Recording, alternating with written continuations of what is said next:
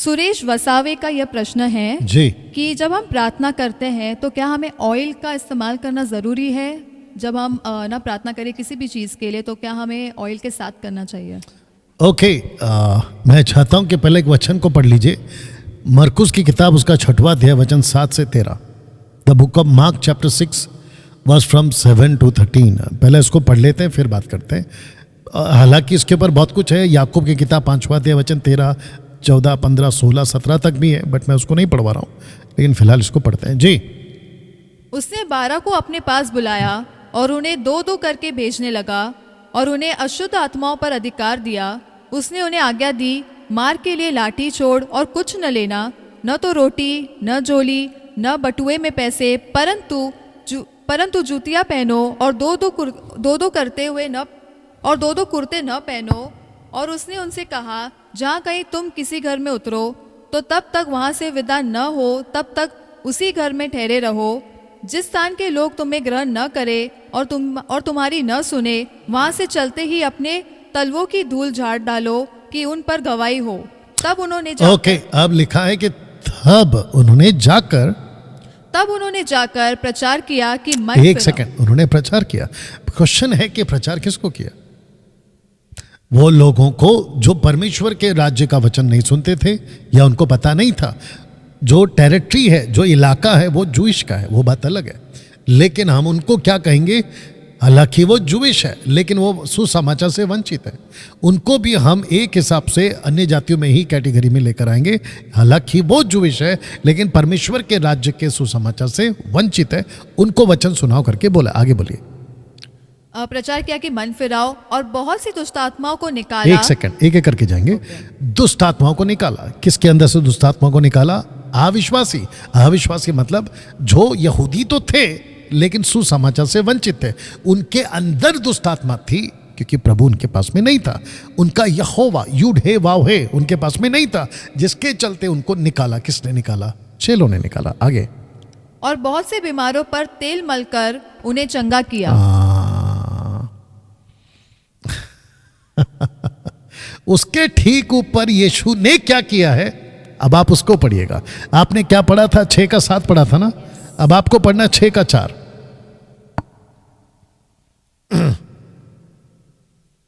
जी। यीशु ने उनसे कहा, भविष्यवक्ता का अपने देश और अपने कुटुंब और अपने घर को छोड़ और कहीं भी निरादर नहीं होता। आगे आगे आगे। वह वहां कोई सामर्थ का काम न कर सका, केवल थोड़े से बीमारों पर हाथ रखकर उन्हें चंगा किया। क्या वहां तेल लिखा है? नहीं। एग्जैक्टली। यीशु प्रार्थना कर रहा है वो भी हाथ रख के, लेकिन वहां तेल नहीं है। लेकिन जब चेले प्रार्थना करे, दुष्ट आत्मा निकाल के हाथ रख रहे, तो वहां तेल है। डैनियल भाई, आप बोलना क्या चाहते हैं? मैं बोलना ये चाहता हूं कि अगर परमेश्वर का आत्मा आज आपको अगर लीड करता है, अगुवाई करता है कि तेल के साथ प्रार्थना करो, तो मुझे उससे कोई दिक्कत नहीं है। आप कर सकते हैं, उसमें कोई गलत नहीं है। लेकिन मेरा कहना यह है कि अगर जीसस बिना तेल के प्रार्थना कर रहा है, वो बेटर है या तेल बेटर है?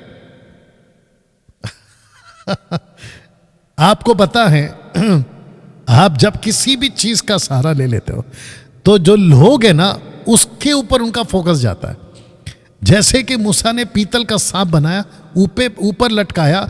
आपको पता है 2 किंग चैप्टर 18 वर्स 4 में इजरायली लोग उसी पीतल की सांप की पूजा करते हैं। और यूदा की पुस्तक में जब लूसीफर ने मिकाइल से मूसा के पार्थिव शरीर को पूछा, डेड बॉडी कहाँ है? आपको पता है इसके पीछे मकसद क्या था लूसीफर का? कि डेड बॉडी की आराधना करवाए उन लोगों से। जैसे कि आप जानते हैं कि आज बहुत लोग मर जाते हैं, उनकी प्रतिमा बनाई जाती है और उसकी आराधना की जाती है। तो मैं आपको बता दूं कि बीच में तेल क्या कर रहा है। अगर तेल परमेश्वर की महिमा चुरा रहा है तो ऐसे तेल किस काम का और आपको क्यों चाहिए? और अगर पानी परमेश्वर की महिमा चुरा रहा है तो ऐसे पानी, कई लोगों को मैंने देखा है तेल छिड़कते, पानी छिड़कते, तेल सर पे लगाते, उनको लगता है कि सारी ताकत तेल में। बकवास, सारी ताकत यीशु में है। दूसरी चीज, मैंने नई कार खरीदी है, क्या मैं उसके लिए तेल लगाकर प्रार्थना कर सकता हूं? आपको अगर लीड होता है ठीक है, लेकिन आपको तेल बीच में लाना क्यों है जबकि यीशु मसीह ने बिना तेल का प्रार्थना किया? यीशु मसीह के तरीके पे आ जाओ ना। पौलुस क्या कहता है पता है, जो भी करो यीशु के नाम से करो। आपकी नई कार खरीदी है, नया घर खरीदा है, एक आदमी अभी फिलहाल का नाम नहीं ले रहा हूँ क्योंकि उसने अभी तक मेरा नाम नहीं लिया है, और वापस बता दूं कि जब भी मेरा नाम लेगा तो पोस्टमार्टम ज़रूर होगा। ध्यान से सुनिएगा। वो कहता है कि हर 3-4 महीने में अपने घर को अभिषेक तेल लगाकर किसी पास्टर को बुलाकर अपने घर का अभिषेक जरूर करवाइए। वाह बेटा, ऐसा क्यों? बच्चे आपके, बच्चों का बोर्ड एग्जाम आपका है, बच्चों की पढ़ाई बच्चे आपके हैं, और बच्चों की फोटो और बच्चों का प्रार्थना निवेदन बेचते हो कोई और टावर में। अगर आपको समझ में आ गई बात, प्रभु का बड़ा दास है, अगर वो प्रार्थना करेगा मेरे बच्चे, हे पागलों बहुत ध्यान से सुनो, बच्चे नहीं पढ़ेंगे, किसी पास्टर का प्रार्थना करके क्या होने वाला है? प्रार्थना करने से कुछ नहीं होगा अगर बच्चा खुद ही नहीं पढ़ेगा तो। ऐसा गजब है भाई, आप लोग गाड़ी चलाते हो मस्ती से और एक्सीडेंट हो गया, कहते प्रभु मैं प्रार्थना कर रहा हूं मेरी गाड़ी का एक्सीडेंट नहीं होना चाहिए, लेकिन गाड़ी चला रहा है मस्ती से, एक्सीडेंट नहीं होगा तो और क्या होगा? परमेश्वर को बांध के मत रखो, नहीं वो कभी बंधेगा। परमेश्वर को अपने फायदे के लिए इस्तेमाल मत करो।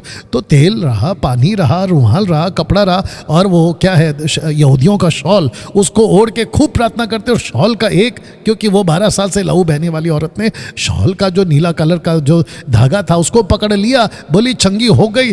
अब देखिए मूर्खता देखिए, ये तो वही हो गया ना, पीतल का सांप को आराधना करने लगे, हम भी शॉल पकड़ेंगे। हद है भाई तुम लोगों की।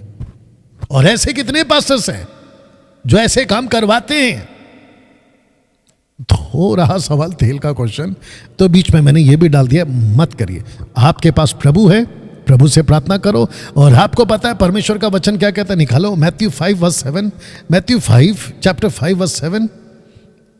अभी ठीक है आपका नेट वगैरह जी, जितना कवर कर सकते आज हम करेंगे, लेकिन आपको पता है ना परमेश्वर का आत्मा जब बात करता है तो मुझे देना पड़ेगा, ठीक है ना जी। मैथ्यू 5:7, धन्य है वे जो दयावंत है। Matthew chapter 5, oh sorry, Matthew chapter 6:7, माफी चाहूंगा, मैथ्यू चैप्टर 6:7 जी।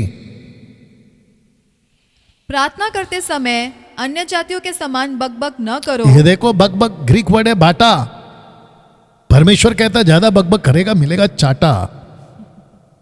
आपको बाइबल मना करती है, यीशु का स्टेटमेंट है, आपको बकबक नहीं करना है। दे दे दे दे दे दे दे दे, अमेरिका का वीज़ा दे दे, कनाडा का वीज़ा दे दे, मेरे को गाड़ी दे दे, मेरे को फॉर्च्यूनर दे दे, मेरे को गवर्नमेंट जॉब दे दे। ये कॉन्सेप्ट लाता कौन है? और आपको ये सब करना क्यों है? परमेश्वर की इच्छा के अनुसार मांगो। पहला यूहन्ना निकालिए, पहला यूहन्ना उसका 5वां अध्याय वचन 14, the book of first John, the letter first John, letter of John chapter 5:14, the first letter of John, ये आएगा लाइन जी। और हमें उसके सामने जो हियाव होता है वह यह है कि यदि हम उसकी इच्छा के अनुसार कुछ मांगते हैं। आप अपनी इच्छा के साथ मांगोगे तो कहां से मिलेगा? वहां लिखा यदि उसकी इच्छा के अनुसार मांगे तो मिलेगा। तो आपको सबसे पहले परमेश्वर की इच्छा जानना है कि प्रभु अगर तेरी मर्जी है तो दे, नहीं तो ठीक है ना। और ऐसे कितनी बातें मैं बोल सकता हूँ, लेकिन फिर मेरे को देखना है कि यहाँ पर क्वेश्चंस बहुत है, जिसके चलते मैं बात को यहाँ पे कर दे रहा हूँ कि तेल का सहारा आपको अगर प्रभु का आत्मा लीड करता है तो जरूर कर, लेकिन एक रूढ़ीवादी में मत चलिए। जब भी प्रार्थना करूँ तो तेल, मैंने कितने चर्चेस में देखा है कि तेल का कटोरा पादरी पास्टर अपने असिस्टेंट के हाथ में ऐसे दे के रखता है, ठप ठप ठप ठप ठप ठप। ये क्या चल रहा है भाई? और जो बेचारे लोग आते हैं उनको लगता है कि मेरे को अभिषेक मिल गया, जबकि होता कुछ भी नहीं है वहां पे। और वो मारता है फूक, वो मारता है थूक, पता नहीं क्या क्या मारता है। टोटल बकवास है जी। Thank you pastor. Brother Suresh and ऐसे जितने लोग हैं जिनको ये प्रश्न होगा कि क्या हमें ऑयल का इस्तेमाल करना है, तो आपका जवाब मिल गया अच्छा, है। तो इनका नाम दिया गया सुरेश। Yes, सुरेश ओके सुरेश, आशा करता हूँ आपको मिल गया। और ये वीडियो को खूब शेयर करें अगर आप संतुष्ट हैं, अन्यथा देख लीजिए आपको क्या लगता है। और मैं तो वापस कहता हूँ, मेरे को पूछा है, ये आवाज़ परमेश्वर ने इस वचन के माध्यम से आप तक पहुँचाई है, और इसीलिए हमने नाम रखा है डैनियल राज एक आवाज़। अन्यथा आप देख लीजिए क्या करना है जी।